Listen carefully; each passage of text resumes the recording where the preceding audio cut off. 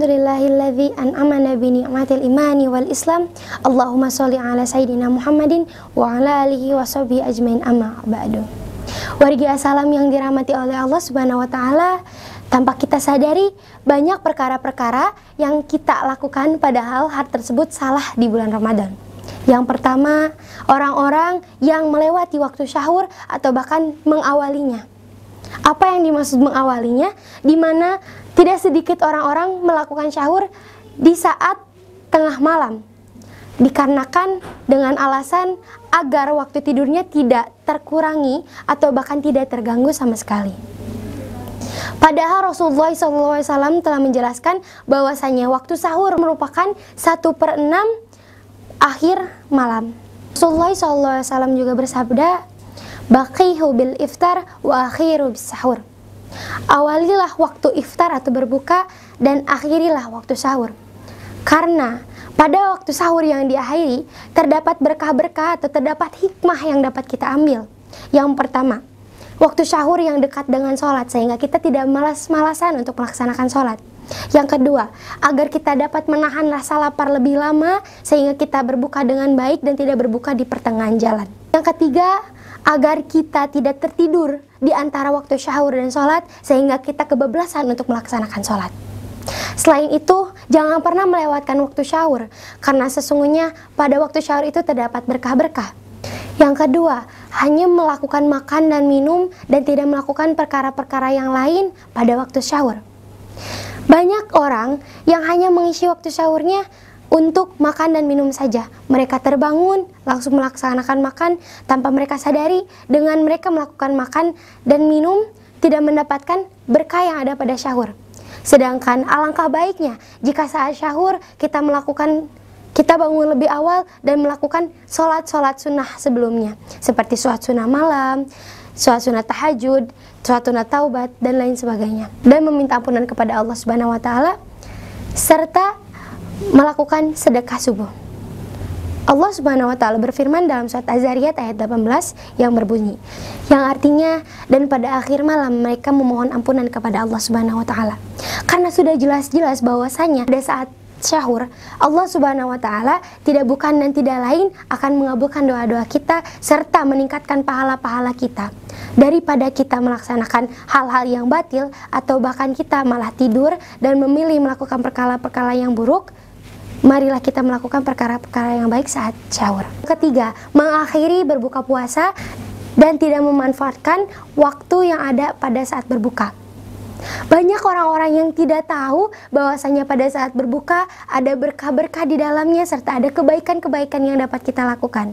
Dilihat dari banyaknya orang-orang atau bahkan melakukan kegiatan bukber, mereka hanya mengobrol-mengobrol dan mereka hanya melakukan perkara-perkara yang batil atau bahkan ada yang menyombongkan hartanya dan lain sebagainya.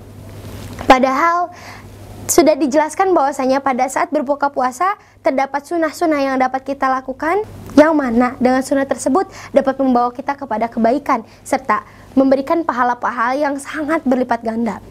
Yang pertama, menyegerakan berbuka puasa. Rasulullah SAW bersabda, barang siapa yang berbuka di awal waktu, maka kebaikan baginya.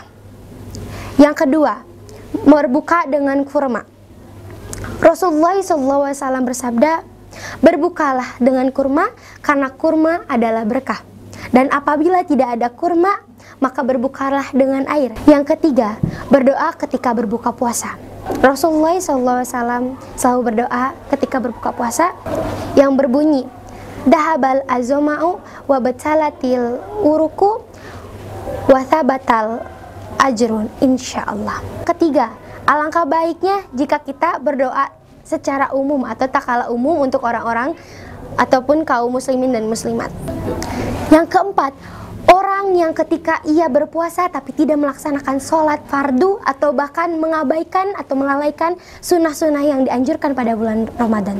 Alangkah lebih baiknya jikalau kita pada bulan Ramadan tidak memanfaatkan waktu puasa atau bahkan waktu Ramadan itu hanya untuk tidur saja.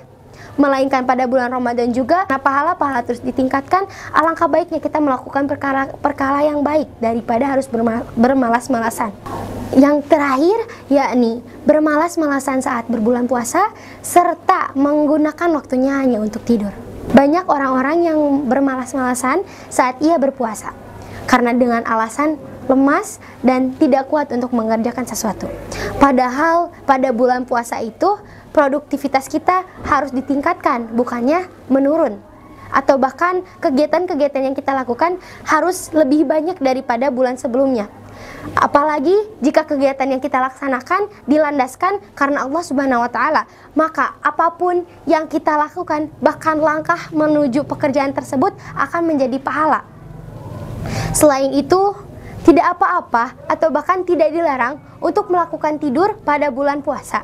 Akan tetapi harus mengetahui waktu dan batasan tidur tersebut sehingga tidak meninggalkan waktu-waktu yang diwajibkan untuk beribadah. Karena sesungguhnya bulan Ramadan merupakan bulan yang penuh berkah dan bulan yang sangat ditunggu-tunggu. Dengan begitu jangan sampai kita menyia-nyiakan bulan Ramadan. Yuk kita sama-sama memanfaatkan bulan Ramadan serta memperbanyak bulan Ramadan dengan kebaikan-kebaikan yang kita laksanakan. Mungkin sekian dari Saila. Fastabiqul khairat. Berlomba-lombalah dalam kebaikan. Mohon maaf bila banyak kesalahan. Wassalamualaikum warahmatullahi wabarakatuh.